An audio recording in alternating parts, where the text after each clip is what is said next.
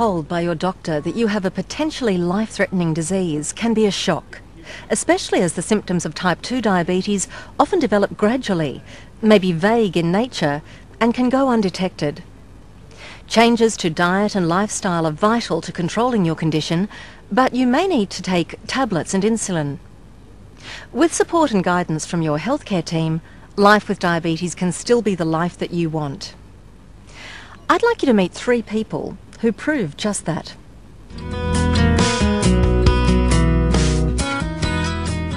I first discovered that I had diabetes approximately 19 years ago. I was up at the toilet a lot of the night. It was a fairly stressful life at the time. I went and saw the local doctor, and he looked into it and discovered that I had diabetes. It was fairly high. I was in the area of about 18 to 20, and I got onto medication and looked at the diet, and it was no real stress on the lifestyle. I was diagnosed 8 years ago. My reaction to being diagnosed as having diabetes was one of shock, but as far as my family and I were concerned, it was a relief because I couldn't understand why I was so sick. I was losing a lot of weight and getting closer to the actual tests for diabetes. I was compulsively drinking everything that was in sight. It's probably about coming up for 20 years since I was first diagnosed with diabetes and type 2 diabetes, and I've been on the insulin for 10 years of that, 20 years. When I was first diagnosed with diabetes, I had all the education to go through, all the learning and everything, and I did the courses and things like that. And it was hard at first because it's all so new, but now, you know, nearly 20 years down the track, things have improved heaps. Diabetes has affected me emotionally with not just coming to grips with the fact that I had diabetes, but more my male aspect, I possibly should say, because I felt that something had been taken away from me. I was vulnerable. I wasn't the strong guy that I could just do anything I wanted anymore. Now I was really, I soul searched a lot, and my friends, one night we had a dinner party, and I told them, I just don't feel like I'm the man I used to be anymore. And they sort of rallied around and assured me that I was. And it was a pretty emotional night. And in fact, I still feel emotional about it, but I got over it, and I felt over the years that I got my strength back within myself and got to grips that I've got a problem. I always walked regular. I was fairly fit. I've always been big. I had no problems with all my medications, my tablets. As years went on with it, my tablet form had to increase because we weren't getting control of it as well as we wanted to. Diabetes it did affect me emotionally because I thought I let myself down, but really it is a natural progression, as I've learnt by being on the insulin. It's a process that the pancreas has stopped working, and there's no need to be down on yourself because it is a natural process, quite honestly, if you've got this disease. I have found now it doesn't affect me at all. It doesn't affect your lifestyle, and it probably took maybe 2 or 3 months to really come to grips with it. You went out to dinner, you'd have to go out to the toilet to inject, and you try to hide it. That was a bit of an emotional thing. Now I don't stand up in the middle of the table and inject, but you can do it subtly in a restaurant, just under the table, and it's not really a problem. Emotionally, it doesn't affect me at all now. I think my biggest challenge so far has been the lifestyle change and keeping myself on track with it all. I was very, in my younger days, probably flighty, impulsive, and ate when I wanted to eat. I never had any routine, put it that way, But now that's totally different, and that has been a challenge. And even to this day, I still think that is a challenge. It's still a challenge. I still have to think about, oh yeah, it's time to eat, and I don't want to eat, But you get through it all. You know what you've got to do, and you do it. You just get on with it. I don't want to be sort of ruled by it all the time. You sort of want to just continue living your life, and that takes a secondary place. As far your life's what you want to do, but you just can't dwell on the fact that, oh, I can't do this, I've got diabetes. Hardly anybody knows that I've got it. The people that matter know, and I think the challenge is just staying well, and that's what I find myself. If I'm well, everything else is fine. My quality of life living on insulin is far superior than when I wasn't.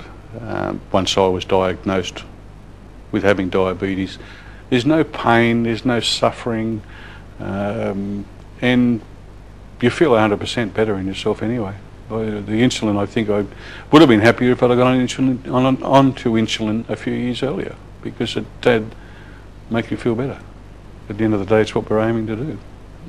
I start 7:30, 7 in the morning, and I work generally till about 5 or 6 o'clock, 5 days a week.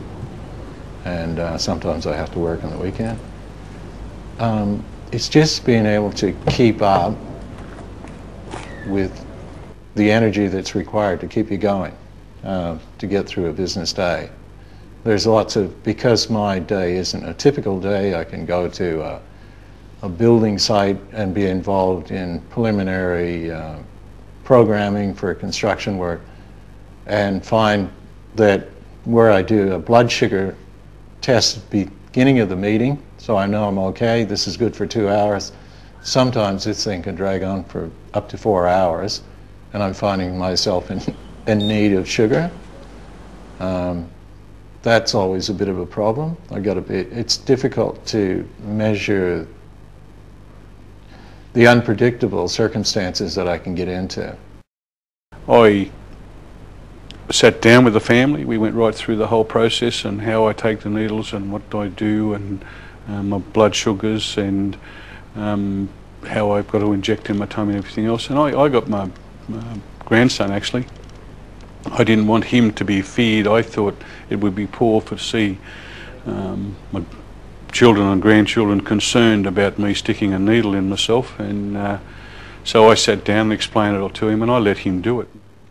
Without the family support with any of this, it is very, very difficult to get along with it, because my daughter was ringing me up. I was missing my background 8 o'clock of a night, and she was ringing me up, and I would, have you had your 8 o'clock? Taking the step to using insulin to help manage blood glucose levels can be daunting for some people, but a relief for others. Your healthcare team is integral in supporting you through this change, and the newer insulins have certainly made the transition easier. I started insulin roughly 10 years ago. It was Christmas. Christmas time's always a bad time with your blood glucose levels, because you're totally out of sorts with everything. And I didn't get the control back at that time. So the specialist that I have, he just said, oh, I think it's time we do the insulin bit. And I thought, I don't think so. And he said yes, so that's how it's been. When I switched to insulin, I felt my energy levels were a lot better, because I was a lot more controlled. I felt a lot of energy came back to me. I think I was not in control with tablets. When I was told I needed insulin, I was actually relieved, because I couldn't cope with the complication of having so many pills at a regular time of day. I got one of those little boxes with all the dates and calendar things in it. I was taking pills out, and it got very confusing. I thought insulin was going to be a better method of control for me, and as it turned out, it really was.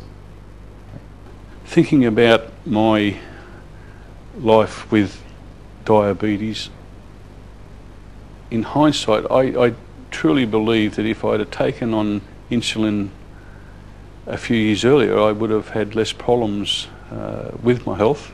I would have had, because I feel really well as it is at the moment.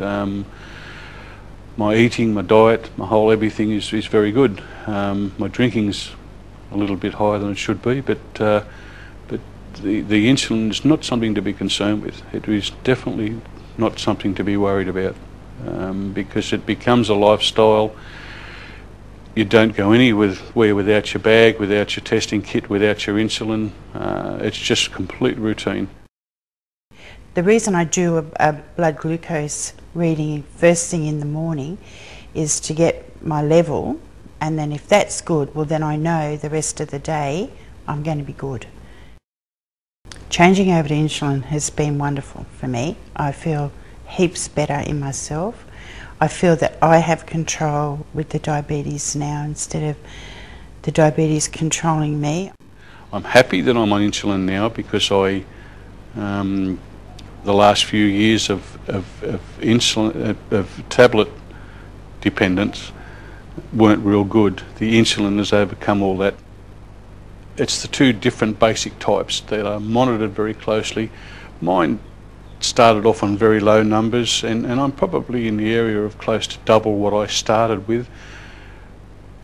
I've been very stable with it for the last 6 months, and I'm consistently getting good readings, so something must be done right somewhere along the line, I think.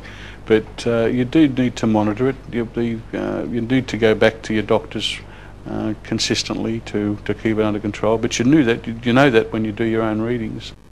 The benefits of the long-acting insulin have been great for me. I've been taking it now for 2 years, and it just has improved my blood glucose levels, and it makes me feel good.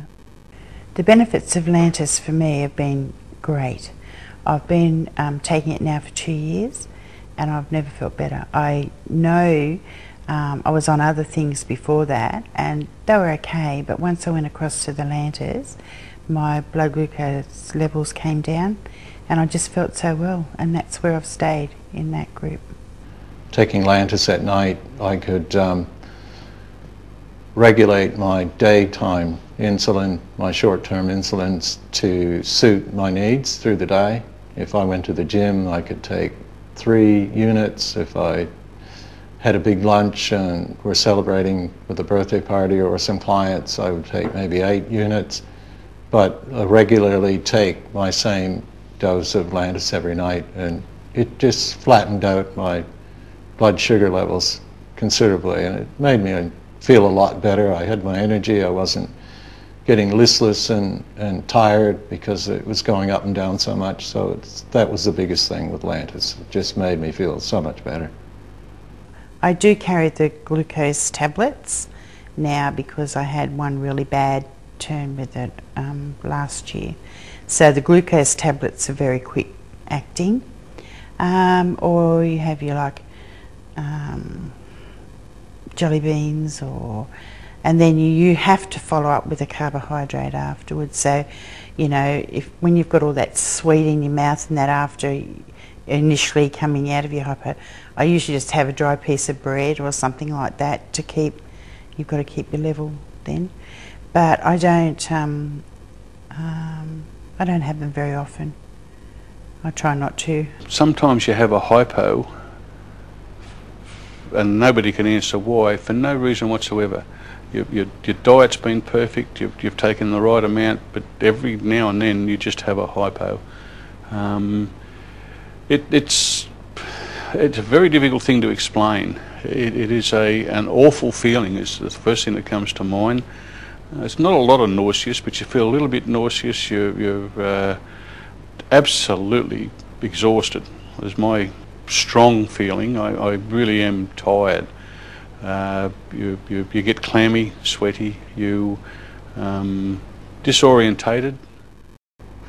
Like every diabetic, we carry our jelly beans with us. I have jelly beans, I have orange juice, or I have an apple juice, depending on where I am. I test myself immediately to see what level of how difficult the situation is. I prefer to be able to just say, well, I'm only down a point or something like that, and I'd love to have one of those beautiful pieces of fruit that I so lovingly crave, a banana or a peach or something like that. But if it's desperate, then I'll just go for an orange juice or an apple juice to get my blood sugars back up. It surprisingly doesn't take much. If my first experiences were that I just jam lots of things in, and all of a sudden I'm up to 16 or 17, and then you got this trail and you're going down and up and down, so you just have to learn how to level it quickly without as much fuss as possible, really. It's just a matter of carrying the right gear, having the right gear, and not panic. Don't run into a stressful situation. And once again, call on your support, call on your family if they're there. Without that, always carry your lollies, and it's not a problem. As you can see, living with diabetes does get easier. A positive attitude is vital, as is recognising that you're not alone, but have the support of family and friends, and the expert guidance of your healthcare team to call upon. I have a fabulous healthcare team, my specialist and the dietitian, my GP. They know everything, because you can't cheat with them, because you're having your regular blood tests, and they know from those. They know if you're upset about anything. You can usually talk it out with them, and they're just there, and you know that you can ring them at any time, and you can talk things through. Look, I think my healthcare team is very important for me, because in a lot of ways I'm disciplined in my work, but I'm not very disciplined in my health care. I think being a man is probably the biggest problem I have, because we're very relaxed at health issues. If I had a heart chest pain, I'd probably keep working and working until I drop dead. But in the situation with diabetes, I rely on them to keep me in check, to keep forcing me to have extra tests done, whether it's checking my kidneys or my bladder or my blood sugar over a long period of time. They're really important for me, and I feel that I let them down, and I let my family down if I don't have consistent advice from them. My health and well-being, I need to be able to put forward a lot of thanks to my area diabetes clinic. Just from the assistance that was given was just far outstanding to anything I'd received before, and I think your local area health is definitely the way to go. Your diabetes clinics are people that are dealing with people with this situation all the time, and are absolutely supportive, and I can't talk high enough of them. They will take any worries that you may have about any concerns with regard to anything you have to do with diabetes. They're absolutely brilliant. I think one day one of my younger daughters said to me, "Dad, you're controlling your diabetes with insulin. You're not controlling diabetes with your lifestyle." And then I realized, look, I haven't been physically active because of this. I just seemed to lose track of where I was.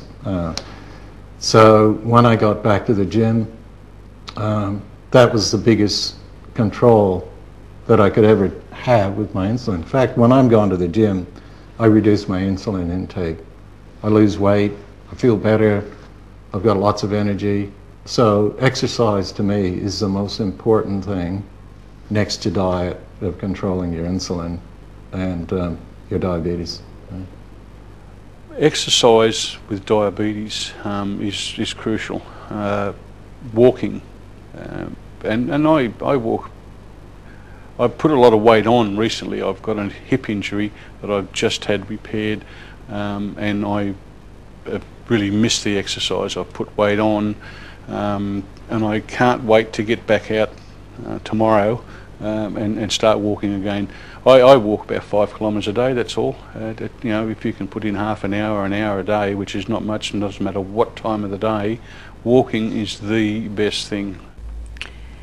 The only tip I can give anybody with diabetes that is going to do a lot of exercise is to make sure they do the right thing before they start and carry something with you. You really should wear a bracelet alerting people, because people don't know. You could be out running or whatever, and people think you're drunk or something like that. But if you've got a bracelet, they know, take something with you and have something before you go, and you'll be fine. I think the most important thing is just check your food and exercise well. It's a good thing to talk to your family about it. Develop a menu that's good for you and your family, so that it doesn't change your family and your lifestyle too much. And just give it time, and you'll find a path that will be comfortable for both you and your family. And of course, it'll make your doctor happy at the same time. Thinking about my life with diabetes, I, in hindsight, would not have been too concerned with going on to insulin a few years earlier than what I actually did, because my health has been so much better with the diabetes side of things. It's not really worth the concerns. Fishing, I can go out fishing all day, but it's a matter of taking fruit, sandwiches. Always take your kit, always take your mobile phone if you get into strife, and keep in contact, let people know what you're doing, but it doesn't affect your lifestyle, and that's something that's not to be feared. Don't panic about having diabetes. Do concentrate on your well-being. If I could be critical of anything that I've done, is I didn't take it serious enough in the early stages, because it's too easy to say we've got a tablet, it's going to fix it. It doesn't work that way. You know what you've got to do, and you do it. You just get on with it. I don't want to be sort of ruled by it all the time. People who have been just diagnosed, I think they have to really understand what they have. They have to come to grips with what they have, but it isn't the end of your life. It's just a problem that you've encountered in life, and we all encounter problems, all sorts of problems.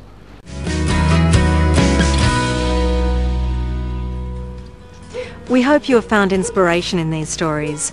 To find out more details about type 2 diabetes, please refer to the CD-ROM in this package. And remember, if you have any questions about your condition, talk to your healthcare professional.